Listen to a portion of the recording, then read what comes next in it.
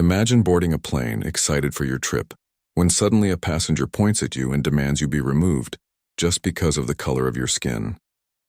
That's exactly what happened on this flight. A woman, full of arrogance, tried to humiliate a black man in front of everyone. She thought she was in control, until he calmly reached into his jacket and revealed something that left the entire plane in stunned silence. What happened next is a lesson no one on that flight will ever forget. You don't belong here. Get him off this plane. The sudden shout pierced the cabin like a knife through glass. The hum of quiet conversations and the soft thud of bags being placed in overhead compartments came to an abrupt halt. Dozens of heads turned in unison, eyes narrowing in confusion, irritation, and disbelief. Standing in the middle of the aisle was a middle-aged woman, her polished blazer perfectly pressed, her makeup applied with the precision of someone who wanted the world to notice her, and in that moment everyone did. Her finger jabbed the air toward a tall black man seated calmly by the window. Her face twisted into a mask of fury, her voice dripping with a venomous mix of arrogance and fear. The man didn't flinch. He didn't argue. He didn't even meet her eyes at first. Instead, he moved with quiet composure, sliding his small carry-on neatly under the seat in front of him. His movements were slow and deliberate, like a man who had experienced this kind of baseless hostility before. He adjusted his seatbelt with care, leaned back, and exhaled softly. But the woman was not finished. If anything, his calmness seemed to inflame her further. Her voice grew louder, sharper, echoing off the narrow walls of the cabin. Excuse me. This man should not be on this flight. I don't feel safe sitting next to him. He needs to be removed immediately." The flight attendant, a young woman with tired eyes but a professional smile, rushed over, trying to maintain the fragile peace of boarding. "Ma'am, please," she said gently, her voice carrying both firmness and restraint. "He has a valid ticket. He's allowed to be here just like every other passenger." But the woman scoffed, rolling her eyes as if the very idea was absurd. "You're not listening to me. Look at him. He looks suspicious. I'm telling you, this isn't safe. If something happens, it will be on you and this airline." Passengers began whispering in hushed tones, their voices blending into a low murmur. Some shook their heads in disbelief, muttering under their breath about the woman's behavior. Others averted their eyes, clearly uncomfortable but unwilling to get involved. A few leaned forward in their seats, watching closely, as though sensing that this confrontation was far from over. Through it all, the black passenger finally lifted his gaze. His eyes were steady, his face calm. He spoke in a low, measured tone that carried just enough weight to be heard. "Ma'am, I assure you I am not a threat. I'm here for the same reason as everyone else, to travel safely to my destination." His voice, calm and respectful, should have ended the matter. But instead it seemed to harden the woman's resolve. She crossed her arms tightly over her chest, her chin jutting forward. "Oh, please. You people always say that. I know trouble when I see it." The words hung heavy in the air, laced with a venom everyone could recognize. Gasps rippled through the cabin and the whispers turned into sharp intakes of breath. The woman's arrogance was on full display, her prejudice laid bare for all to see. The man, however, didn't rise to her bait. He didn't argue, didn't defend himself further. He simply held her gaze for a moment, his calmness contrasting so sharply with her hysteria that it made the scene feel even more unbalanced. His silence wasn't weakness, it was strength, a quiet kind of dignity that unsettled her more than any angry response could have. The flight attendant glanced nervously between them, clearly torn. She didn't want to escalate the situation, but she couldn't allow one passenger to bully another. Passengers continued to watch, waiting, sensing that something significant was about to unfold. Nobody knew it yet, but this confrontation was far from over. The plane was no longer just a place of travel. It had become a stage, and soon everyone on board would witness a moment they would never forget. Perfect. Let's expand this section into about 500 words by deepening the atmosphere. Passengers' reactions, the woman's arrogance, and the man's calm strength. The woman leaned forward, her voice growing louder, making sure every single passenger could hear her. "This man is suspicious. I don't feel safe sitting next to him. You need to remove him immediately." Her words rang out like an alarm, sharp and accusing, drawing the eyes of everyone within earshot. People paused mid-conversation, mid-luggage adjustment, even mid-phone scroll to see what was happening. The cabin, which only minutes before had been filled with the ordinary hum of boarding chatter, was now tense with unease. The flight attendant, clearly caught off guard, forced a polite smile as she approached. Her training told her to stay calm, but her eyes betrayed her discomfort. "Ma'am," she said carefully, "he has a valid ticket. Unless there's a genuine issue, he has every right to be here." The woman didn't back down. In fact, her voice rose even higher, dripping with self-importance. "I'm telling you, this isn't about a ticket. It's about safety. I have a gut feeling about this man. Something is off about him, I just know it. And if the airline ignores me and something happens, you'll be the one responsible." Gasps and mutters trickled through the rows. Some passengers exchanged irritated looks, others rolled their eyes, but no one yet had the courage to intervene. The woman puffed up, mistaking the silence as agreement with her demands. She leaned closer toward the attendant, lowering her voice only slightly, but still loud enough for nearby passengers to hear. "Look at him. Doesn't he look dangerous? You can't just ignore that. Better to be safe than sorry." The black passenger, who had been silent up until now, finally turned his head. His voice when he spoke was calm and measured. "Ma'am, I assure you I'm no threat. I'm here to get to my destination just like everyone else on this plane." There was no anger in his tone, no defensiveness, just steady composure. He spoke like a man who had nothing to prove, yet everything to protect. But rather than calming her, his quiet confidence seemed to make her even more determined. A smirk spread across her face, the kind of expression people wear when they think they've cornered someone. She crossed her arms triumphantly and sneered. "You people always say that." The air in the cabin grew thick, the tension almost physical. A few passengers gasped at her words, unable to believe she had said them aloud. Others exchanged uncomfortable glances, whispering angrily to each other. A man a few rows back muttered, "Unbelievable." A woman shook her head, murmuring, "Disgusting." Still, many passengers stayed silent, unwilling to get involved. Some avoided eye contact, staring down at their phones or out the window, pretending not to hear. The confrontation had turned the atmosphere heavy, charged like the moments before a storm.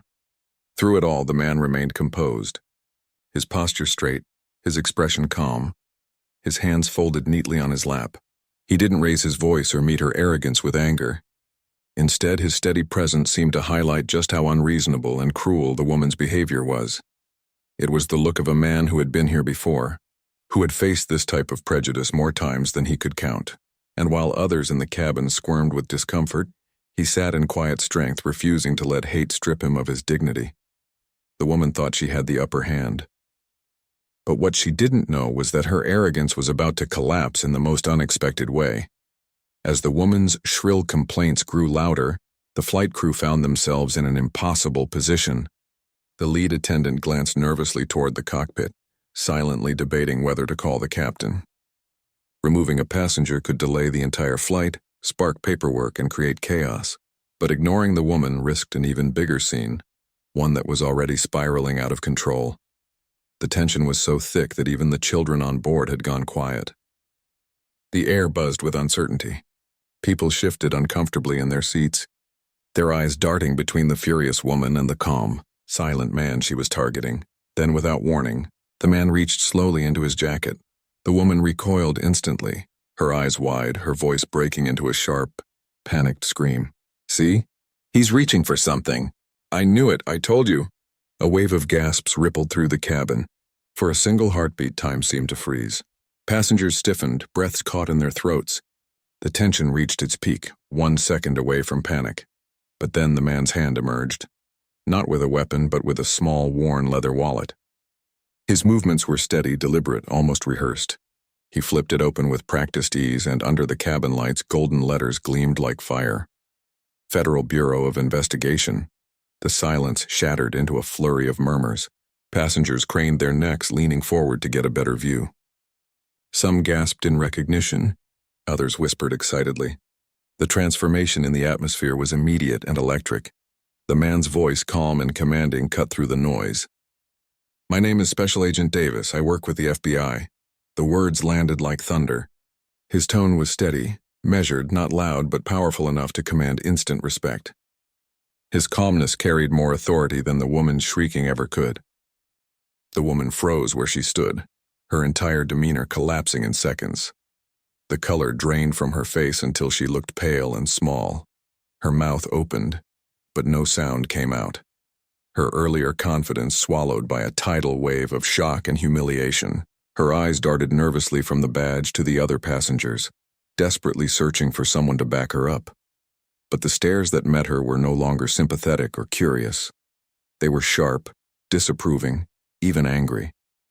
The attention she had so eagerly demanded was now crushing her, pressing down with the weight of judgment. Special Agent Davis closed the wallet slowly and tucked it back into his jacket. His posture was relaxed, but his presence filled the cabin. He didn't gloat, didn't raise his voice, didn't need to. The simple reveal of who he was had shifted the entire power dynamic in an instant. The woman, who only minutes earlier had acted like she owned the plane, now stood frozen in place, humiliated and speechless. Her arrogance had crumbled under the undeniable truth. The man she tried to shame was someone who had dedicated his life to protecting people, even people like her. The murmurs among passengers grew into open disapproval. "Unbelievable," one man muttered. "Disgusting," whispered another. Heads shook, eyes rolled. The woman shrank under the weight of it all, wishing she could disappear into the floor. Meanwhile, Agent Davis leaned back in his seat with quiet composure, as if nothing extraordinary had happened. His silence spoke volumes, far more powerful than any lecture or confrontation could have been. Agent Davis continued, his voice calm but steady, each word measured with quiet authority. "I've spent my career protecting people like you, ma'am. People who call me suspicious without knowing a single thing about me. I didn't plan to share my identity today. I just wanted to travel in peace, like everyone else on this flight. But your words, your judgment, made that impossible." The tone was not angry, not mocking. It was the kind of voice that carried the weight of experience, of someone who had been tested in far harsher situations than a plane cabin. His words hung in the air, settling on every ear, impossible to ignore. The woman, who only minutes ago stood tall with arrogance, suddenly looked smaller than ever. Her cheeks flushed a deep crimson, the heat of embarrassment spreading across her face. She opened her mouth to respond, but the murmurs around her grew louder, drowning her out. "Unbelievable," a man muttered from across the aisle, shaking his head in disgust. "Disgusting," whispered a woman, her voice sharp with disapproval. Others didn't bother with words. They simply stared at the woman with a mixture of anger and contempt, their expressions saying what they didn't need to. Enough is enough. For the first time, the woman seemed to realize she had no allies here. Every eye that turned her way wasn't one of support, but of judgment. The very spotlight she had demanded was now exposing her, leaving her defenseless.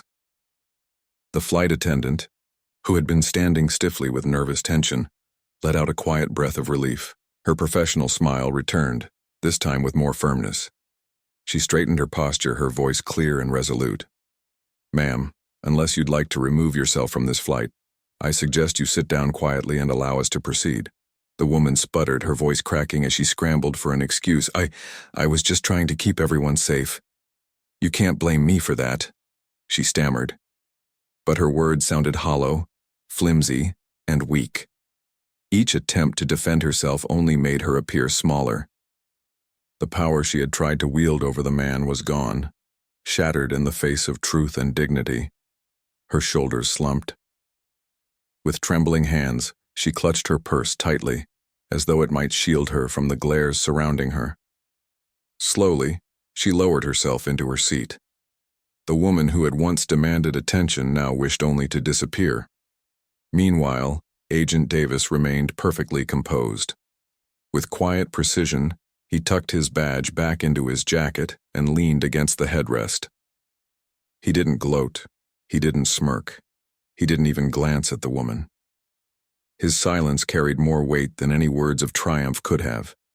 That silence spoke volumes. It said he didn't need to prove himself to anyone. It said her prejudice could not shake his dignity. And most of all, it reminded everyone on that plane of a simple truth. Strength doesn't always shout. Sometimes it's found in quiet restraint. The cabin gradually settled again, though the energy had shifted permanently. The woman sat in silence shrinking into the background while the passengers' respect for Agent Davis grew with every passing second. The rest of the flight settled into a heavy, reflective silence. The commotion from earlier seemed like an echo, still lingering in the minds of everyone on board. Nobody dared to make eye contact with the woman anymore. She sat stiffly in her seat, staring at the tray table in front of her as though it were the only safe place left to look. Her earlier confidence had evaporated completely, leaving behind only shame and discomfort. Passengers shifted in their seats, but their glances kept drifting toward Agent Davis. Some looked at him openly, admiration clear in their eyes. Others stole quiet glances, careful not to disturb him but unable to resist looking at the man who had carried himself with such dignity under pressure. Respect radiated from the rows around him, an unspoken acknowledgement that they had all witnessed something remarkable. For the remainder of the flight, no one said much. The hum of the engines and the occasional ding of the seatbelt sign filled the quiet. It wasn't the silence of fear, it was the silence of reflection. Everyone, in their own way, was replaying what had happened, thinking about what it revealed, and perhaps questioning how they might have reacted if they were in his shoes. When the plane finally touched down and taxied to the gate, there was the usual rustling of passengers unbuckling seatbelts and gathering belongings. But this time, the atmosphere carried a new weight. People weren't just rushing to get off. They were waiting, almost hesitating as though the moment wasn't quite finished yet. As the line of passengers began moving toward the exit, several people stopped by Agent Davis's seat. A man in a business suit leaned down and quietly said, "You taught us something today. Dignity is stronger than hate."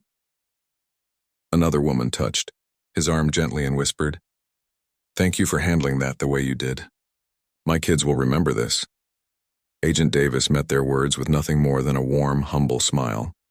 He shook a few hands, nodded politely, and said softly, "The badge doesn't make me who I am.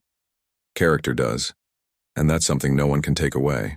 His voice was steady, but his words carried a weight that would stick with the passengers long after they left the plane. The woman, however, slipped out quickly. Her head was lowered, her steps hurried, as though she was desperate to vanish into the crowd outside the gate. Not a single person stopped her, nor did anyone feel sorry for her. She had created the storm, and she had been silenced by her own ignorance. Yet the story didn't end at the airport doors. It traveled beyond the cabin walls. Those who had been there would tell their families, their friends, even strangers about the day a man's quiet dignity defeated prejudice in its ugliest form. For all who witnessed it, one image stayed etched in their minds forever. The moment an FBI badge gleamed under the cabin lights, revealing not just a job title, but the strength of a man who refused to be broken. And with that memory came a powerful reminder. Racism may raise its voice, but truth and dignity will always shine brighter. If you enjoyed this story, make sure to hit that like button and subscribe to the channel for more powerful and inspiring stories. Don't forget to turn on the notification bell so you never miss the next one. Thanks for watching, and I'll see you in the next story.